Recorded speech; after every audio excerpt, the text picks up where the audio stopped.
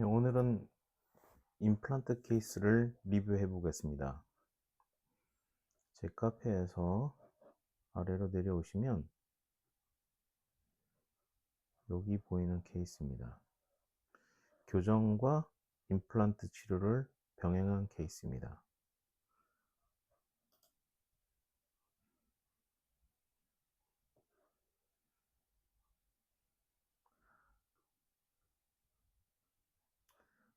환자분은 저한테 오실 때 저희 병원에 다른 환자분의 소개로 내원하신 분이고, 처음 내원하신 건 2022년 2월 10일입니다. 그 당시에 37번 크라운을 다른 치과에서 치료 중이었는데 임시치아 상태에서 불편함을 느끼시고 저한테 오셨고, 또한 46번 위치에 임플란트에 관한 상담을 하기 위해서 25년 1월 20일에 재내원하신 분이십니다.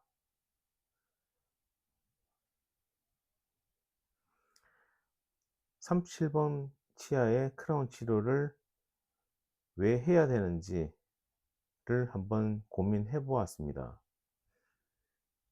치아 상태를 보시면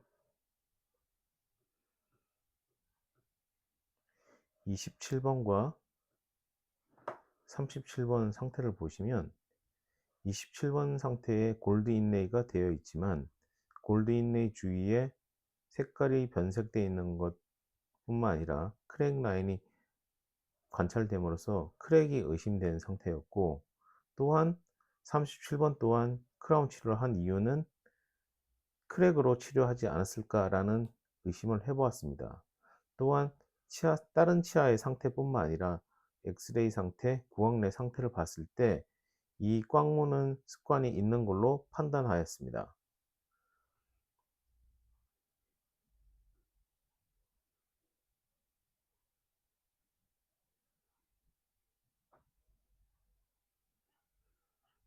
그래서 37번 치료 후에 27번도 크랙 증상이 발생될 수 있음을 미리 설명드렸고, 환자분들은 37번 치료가 끝나면 통증을 느끼거나 불편을 느끼면 37번에 대한 원인이라고 보통 생각합니다. 왜냐하면 치료받은 치아가 불편하다고 스스로 믿게 됩니다. 하지만 이런 경우에 27번 치아가 크랙 증상이 발생될 수 있다는 걸 미리 알려드리면 본인이 나중에 증상이 생겼을 때 37번의 문제가 아니라 27번의 문제라는 것을 아시게 되기 때문에 저는 미리 이런 문제가 생길 수 있음을 미리 말씀드립니다. 또한 이 꽉물기가 있기 때문에 보톡스 치료를 권유드렸습니다. 그렇다면 37번 치아의 임시치아는 왜 불편할까 생각을 해보면, 이 꽉물기 있는 환자분들은 교합에 예민합니다. 그리고 임시 크라운의 상태가 비정상적인 치아 형태를 갖추고 있었기 때문에 교합 간섭을 발생될 수 있었고, 그 이유는 치아 삭제를 잘못한 상태이기 때문에 비정상적인 치아 형태의 임시 크라운이 제작됐고, 그 결과로 교합 간섭이 발생된 것으로 판단됩니다. 또한 26번과 36번 치아 사이에 교합 간섭이 관찰되며 이 부분은 교합 안정화 치료로 해결할 수 있었습니다. 만약 26번, 27번에 있는 교합 간섭을 해결하지 않으면 환자분은 37번 크라운 치료 후 교합이 불편하다고 그런 것을 호소할 것이고, 37번에 대한 치료를 계속 문제시하기 때문에 미리 26번과 23번, 36번 사이에 있는 교합 간섭을 해결해야 합니다. 왜냐하면 환자분들은 37번에 크라운 치료를 했기 때문에 그게 문제라 생각할 뿐만 아니라 36번에 있는 교합 간섭이 있다 할지라도 그 37번과 36번을 구분하지 못합니다. 왜냐? 치아가 너무 붙어 있기 때문에 구분을 하지 못할 뿐더러 대부분의 환자들은 37번이라고 생각하지만 그걸 구분하지도 못할 뿐더러 36번의 치아를 미리 조절하지 않으면 환자분과의 그 관계가 틀어질 수 있기 때문에 미리 조절하는 게 나중을 위해서 저는 좋다고 생각하기 때문에 환자분들에 알려드리고 그 부분을 미리 해결합니다. 왜 이런 일이 생겼냐면 교정 전문의들은 교합을 전혀 모르기 때문에 교정 치료 후에 교합 간섭을 제거하는 이런 치료를 전혀 하지 못합니다. 그렇기 때문에 교합 간섭이라는 것은 반드시 교정 치료 후에 제거돼야 되지만 이런 이유 때문에 결국 보철 치료하는 사람들이 교정을 잘못한 사람들 때문에 어떻게 보면 손해를 보는 상황이 됩니다. 교정 치료 후에 교합 간섭을 제거 안 한 원인이 보철 치료 후에 영향을 미치기 때문에 그로 인하여 보철 치료 시 이런 교합 간섭은 무조건 제거해야 합니다. 보시면 36번의 교합 간섭이 관찰되었고 이 부분을 교합 안정화 치료로 해결하였으며 37번 크라운을 제작하였습니다. 정상적인 치아 형태로 반드시 제작하게 되며 그 이유는 향후 27번도 크라운 할 가능성이 높기 때문에 37번 치아를 크라운을 정상적인 형태로 제작되어야만 향후 27번 크라운 제작 시 정상적인 형태가 되게 됩니다. 예를 들면 35번 크라운은 다른 치과에서 치료한 크라운이지만 교합이 안 맞는 게 보입니다. 만약에 35번이 아닌 25번을 크라운 치료를 한다고 했을 때 35번에 맞춰서 크라운을 해야 되기 때문에 25번의 크라운은 잘못된 형태, 비정상적인 형태로 제작될 수밖에 없습니다.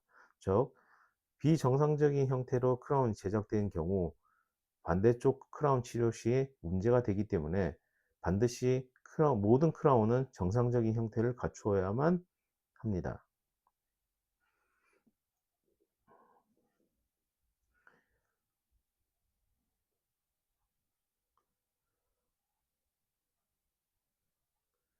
35번 크라운이 규칙적인 교합형을 벗어나 있는 불규칙한 교합형을 가지며 위에 있는 치아와 교합되지 않습니다.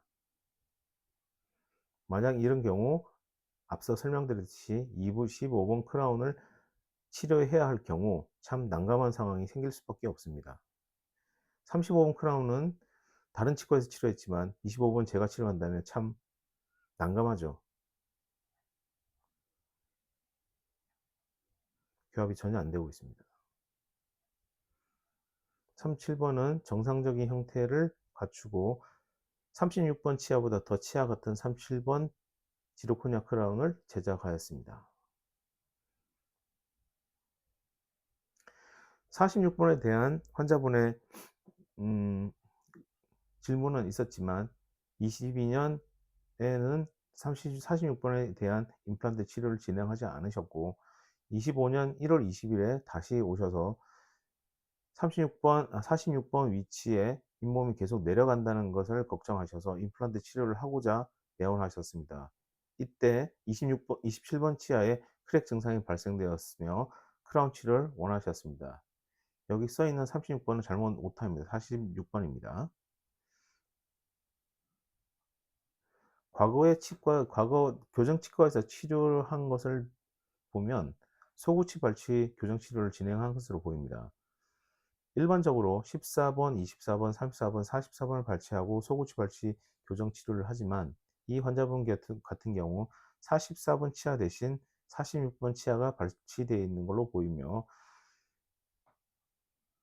그 이유는 46번 치아가 상태가 좋지 않았기 때문에 44번 대신 46번을 발치한 거로 판단됩니다. 하지만 이 교합 상태를 보면 굉장히 이상한 교합이 되어 있습니다.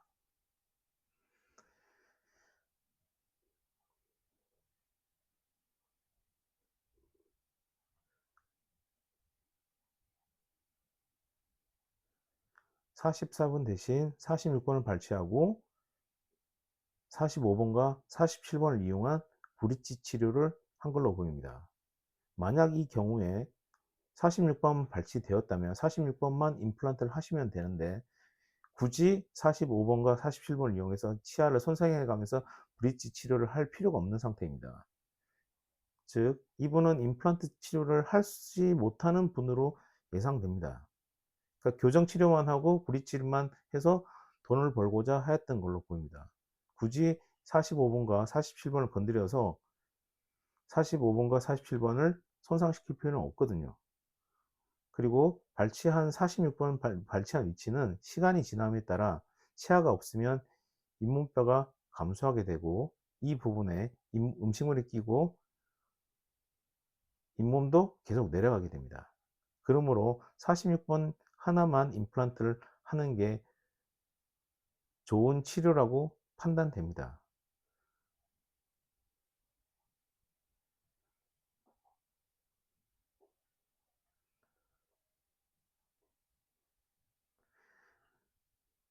46번, 44번 대신 46번을 발치하고 그 공간은 남아있는 공간은 소구치 정도의 공간밖에 되지 않기 때문에 비정상적인 치아 형태를 가질 수밖에 없고, 교합 또한 불안정한 교합이 될 수밖에 없습니다.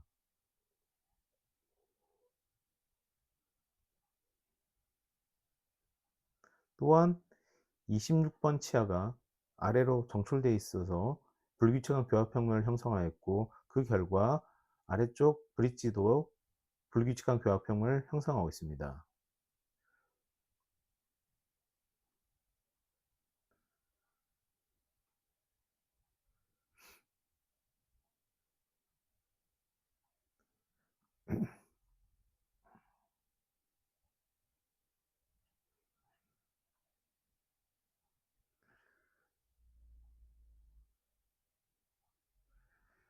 만약 그 치과 의사가 브릿지 임플란트를 하지 못한다면 브릿지 치료를 할 게 아니라 다른 치과로 또는 종합병원으로 안내해서 임플란트를 할 수 있도록 안내해야 되는 게 맞습니다. 근데 제가 보았을 때는 그게 맞긴 하지만, 현재 교합 상태로 봤을 때는 46번 하나를 임플란트 하는 게 그다지 큰 도움은 되지 않고, 제 생각에서는 45번을 발치를 하고 45번 자리에 임플란트, 정상적인 치아 크기의 임플란트 치료를 하는 게 맞다고 판단됩니다. 그 뒤에 다시 설명드리겠습니다.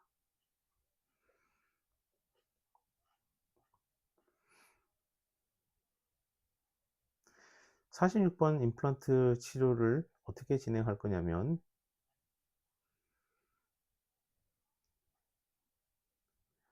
45번 치아를 발치를 하고 46번과 45번 두 공간을 이용해서 하나의 46번 임플란트를 제작하게 되면 소구치 발치 케이스랑 똑같은 결과가 됩니다. 결국 일반적으로 44번을 발치하지만 얘를 45번이라 생각하면 두 개가 46번이 되고 47번이 되기 때문에 45, 46, 47의 소구치 발치 케이스랑 똑같은 교합 상태가 됩니다. 그렇게 되면 위아래 교합이 훨씬 더 양호한 교합이 되기 때문에 45번을 발치하고 46번 위치에 임플란트 하나를 심기로 하였습니다.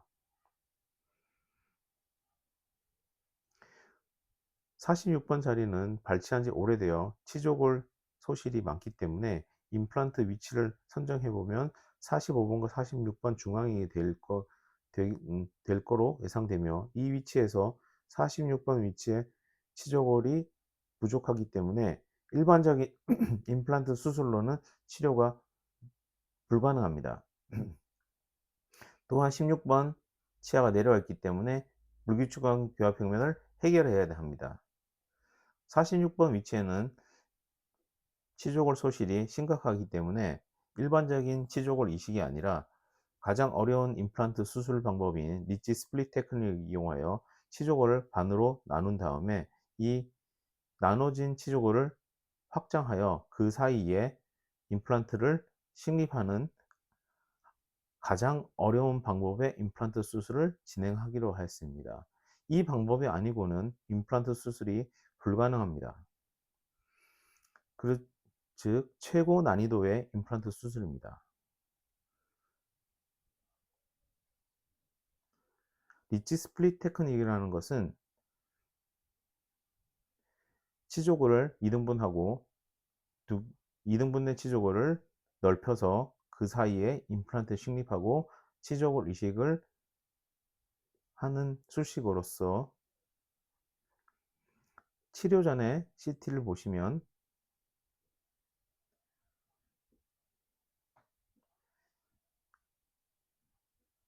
여기 보이는 치아가 45번 치아고 46번 없는 자리에 치조골이 함몰되어 있으며 이 위치에 가운데에 임플란트 심어야 되기 때문에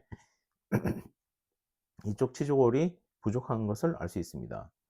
36번과 비교해 보면 이 치조골의 폭이 유지되어 있지만 46번의 치조골은 매우 좁은 상태입니다. 그러므로 이 좁은 공간에 임플란트 심기 위해서는 리치 스플릿 테크닉을 이용해서 이 치조골을 반으로 2등분한 다음에 이 사이에다가 임플란트 심기로 하였습니다. 임플란트 수술 전에 CT를 보시면 치조골의 폭이 33.9mm로 저희가 보통 5mm짜리 직경의 임플란트, 오스템 임플란트를 심게 되는데, 그러면 최소한의 7mm의 치조골이 필요하게 됩니다. 치료 전에 3.9mm의 치조골이기 때문에 3.1 치조골 확장이 필요하며, 결국 이 방법은 리치 스플릿 테크닉밖에 할 수 없는 방법입니다. 45번 치아를 발치하였고 그 중간에 46번과 45번 중앙에 46번 임플란트를 식립하게 되면 이 부분에 치조골이 부족하게 됩니다. 앞서 설명드렸듯이 치조골을 리치 스플릿 테크닉을 이용하여 치조골을 반으로 나눈 다음에 이 치조골을 확장하여 이 부분을 바깥쪽으로 밀어내는 방법입니다. 밀어내게 되면 치조골이 확장이 되고 그 확장된 치조골 사이로 임플란트를 식립하게 됩니다. 그 위에다가 부족한 치조골은 PRF를 이용하여 치조골 이식을 진행하였습니다. 수술 후에 보시면 치조골의 폭이 36번의 치조골의 폭과 똑같지는 않지만 치료 전보다는 많이 넓어졌음을 알 수 있고,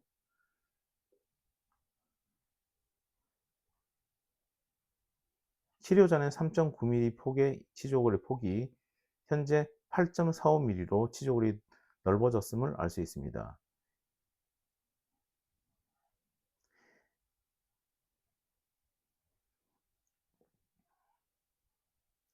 리치 스플릿 테크닉은 이렇게 진행됩니다. 잇몸을 열고 치조골을 반으로 2등분한 다음에 치조골을 바깥쪽으로 확장하여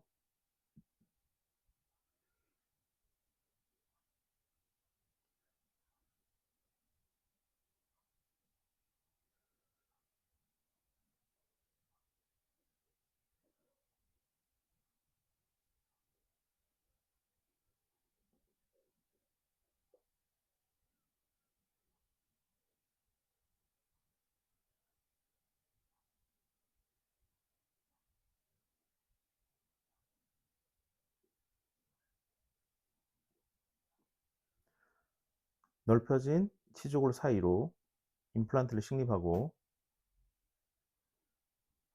부족한 치조골은 PRF를 이용하여 치조골 이식을 진행합니다.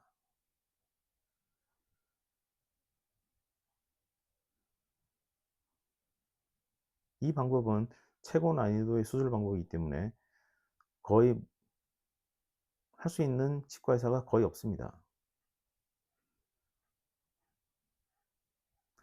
또한 16번 치아는 정출되어 있기 때문에 교정치료를 이용하여 규칙적인 교합평면을 형성하도록 하였습니다. 임플란트 식립 후 3 내지 3개월 정도를 제가 기다리게 됩니다. 왜냐하면 임플란트와 치조골이 결합하는데 3개월이 걸리기 때문입니다. 그 기간 동안 아래로 내려와 있는 16번 치아를 교정치료를 이용하여 위로 올리게 되는 함입이라는 교정치료를 진행하게 됩니다. 일반적으로 3 내지 6개월이 예상되기 되며 본 케이스에서는 3개월이 소요되었습니다. 그러므로 총 치료 기간이 길어지지는 않습니다. 임플란트 심고 3개월 기다려야 되기 때문에 3개월 기다리는 동안 교정을 3개월 하기 때문에 전체 치료 기간은 길어지지 않고 토탈 3개월에서 4개월이면 치료가 완료되는 케이스입니다. 미니스크를 이용하여 16번 치아를 위로 올리는 함입 치료를 진행하며 2월 3일에 교정 치료를 진행했고 교정 치료 끝난 게 5월 17일이기 때문에 3개월 조금 더 걸린 시간에 교정 치료는 마무리되었습니다. 그 이후에 46번 임플란트 크라운을 제작하게 됩니다.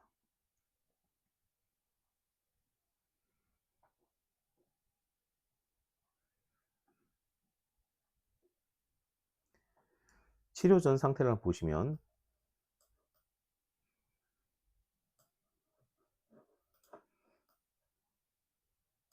교합 평면이 불규칙해 있고 여기 부분에 치조골의 감소로 음식물이 끼게 되며 46번 위치에 치아가 없기 때문에 지속적으로 잇몸이 계속 내려가며 현재도 염증이 발생되어 있는 것으로 보입니다. 정면에서 보았을 때도 정상적인 치아 형태가 아닌 상태로 보이고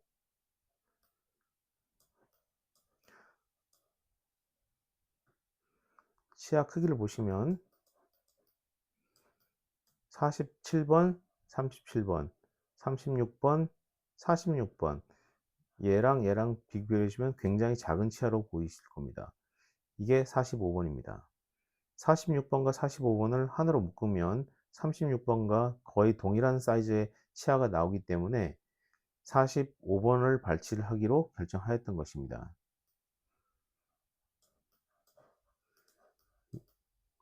16번 치아를 보시면 17번과 15번에 비해서 아래로 내려와 있음을 알 수 있습니다.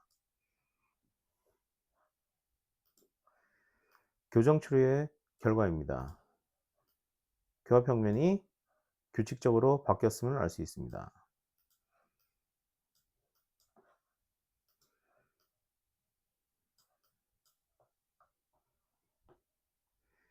교정 치료를 완료한 후 임플란트 크라운과 17번과 47번 기존의 크라운을 교체하는 과정입니다.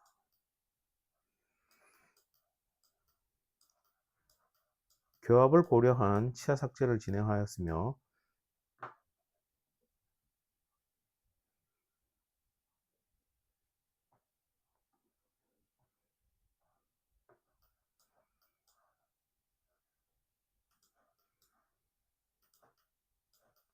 규칙적인 교합 평면이 될 수 있도록 46번 임플란트 크라운과 47번 크라운을 디자인하였습니다. 정상적인 치아 형태를 갖추고 있는 크라운으로 제작한 다음에 17번 크라운을 디자인하면 규칙적인 교합 평면이 되며 적절한 오버젯 오버바이트가 형성되고 안정된 교합을 형성할 수 있습니다.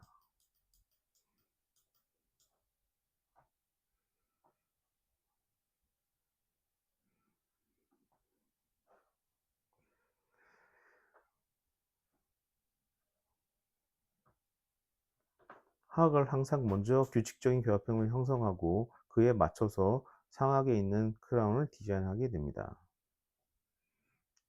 규칙적인 교합 평면과 적절한 오버젯 오버바이트, 정상적인 치아 형태, 크기를 포함하는 얘기입니다. 정상적인 치아 크기가 형성되어 있음을 알 수 있습니다.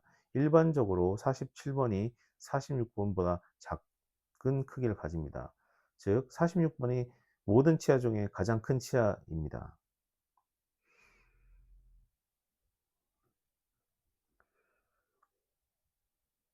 치료 결과를 보시면 46번 임플란트 크라운이 정상적인 형태를 갖추고 있음을 알 수 있습니다.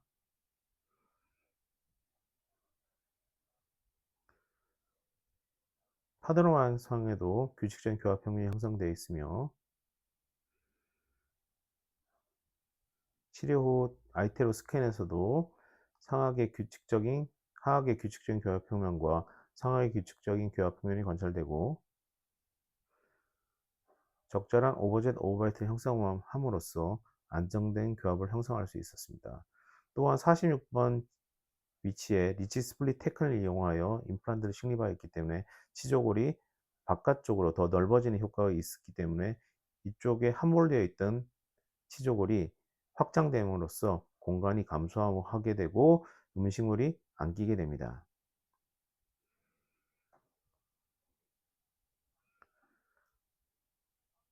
치료 후 아이테로 스캔을 한번 보겠습니다.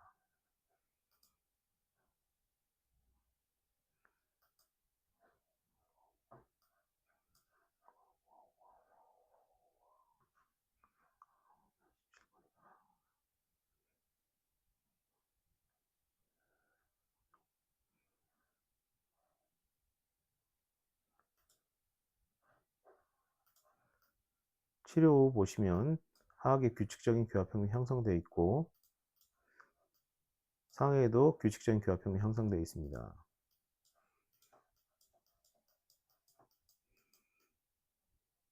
정면에서 봤을 때 교합평면도 규칙적으로 형성되어 있고 정상적인 치아 형태를 갖추고 있으며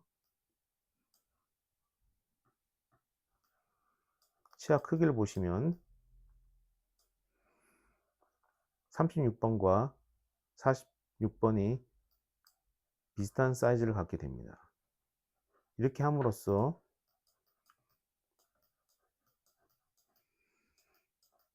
원래 속옷이 발치 케이스인 클래스 1 몰라 키가 형성될 수 있음을 알 수 있습니다. 즉 45번을 발치하고 46번, 45번에 하나의 임플란트를 치료함으로써 더욱더 안정된 교합이 형성되었습니다.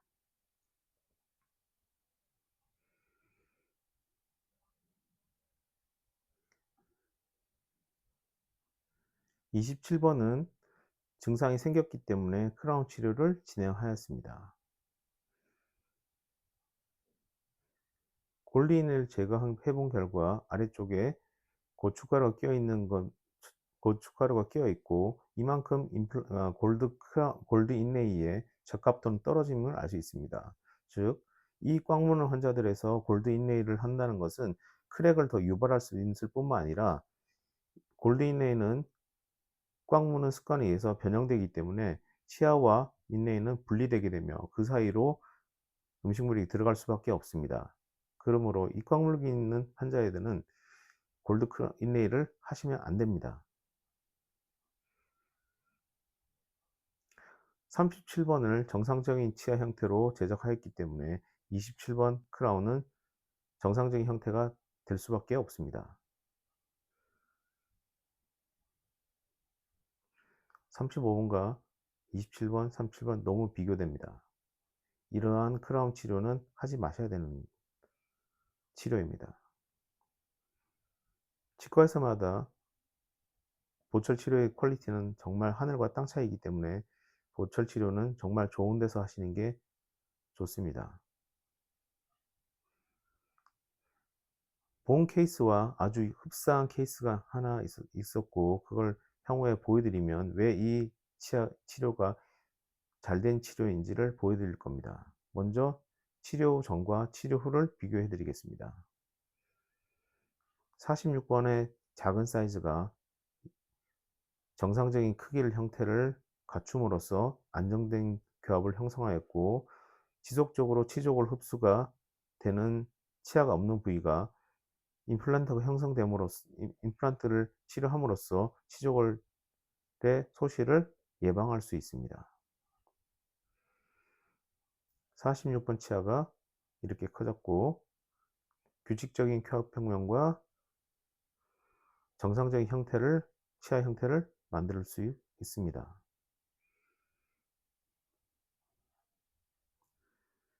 교정 치료를 함으로써 16번과 치료 후에 16번의 위치가 달라져 있고, 그 결과 아래쪽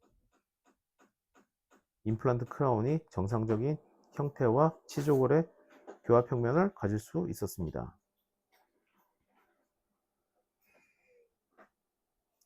또한 교합을 보시면 46번의 치아가 작기 때문에 이상한 교합이 형성되어 있지만 46번 임플란트 치료를 함으로써 몰라 원키의 안정된 교합을 형성할 수 있었습니다. 치조골의 흡수로 46번 아래쪽에 빈 공간이 생겨 있지만 치료 후 리치 스플릿 테크닉을 이용해서 바깥쪽 뼈가 두꺼워짐으로써 함몰되어 있는 게 아니라 아는 형상을 갖춤으로써 음식물이 안 끼게 됩니다.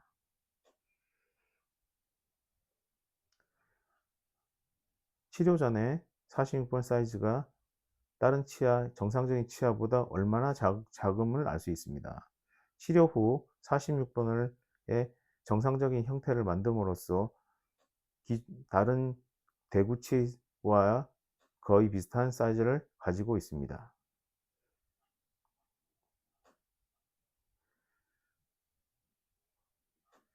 불규칙한 교합 평면뿐만 아니라 이상한 교합 때문에 정상적인 치아 형태를 형성할 수 없는 브릿지가 치료 전에 있었다면 치료 후 정상적인 치아 형태와 규칙적인 교합 평면을 가지고 있습니다. 비정상적인 브릿지이며 정상적인 임플란트 크라운입니다. 치조골 폭을 보여드리겠습니다. 치료 전에 좁았던 치조골이 치료 후 넓어졌고, 치료 전에 3.9mm가 치료 후 8.45로 확장되었습니다.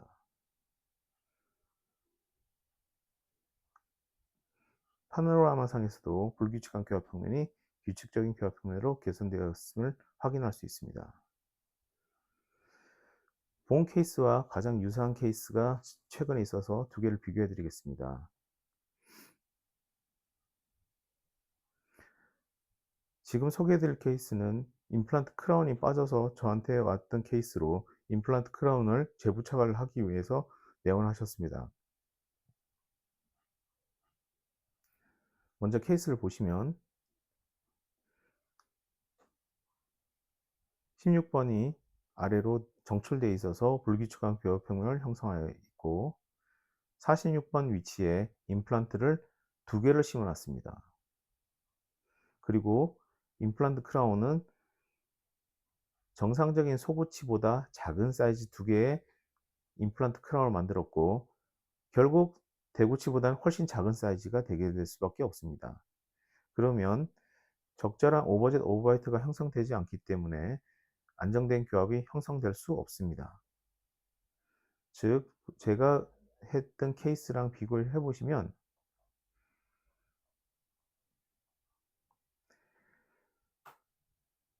두 치료 모두 소구치 발치 케이스입니다. 14번과 44번이 없는 소구치 발치 케이스고, 다른 치과에서 했던 치료는 44번이 없고, 제가 했던 케이스는 원래 45번이 여기 있었고 44번이 여기 있고 46번 반 정도가 없었던 케이스입니다. 두 개를 비교해 보시면 모양이 똑같습니다. 47번, 46번, 44번과 45번을 같은 치아라고 생각하시면 똑같은 치료 결과입니다. 보시기에도 46번 임플란트 하나를 하는 게 훨씬 더 안정되어 보입니다. 왜 이 사람은 두 개의 임플란트를 심었느냐? 첫 번째는 교합의 무식해서이고, 두 번째는 돈을 벌기 위한 욕심입니다. 임플란트 하나에 두 개를 심으면 두 배의 임플란트 가격을 받을 수 있기 때문에 두 개를 심은 걸로 보입니다. 정말 무식한 사람이죠.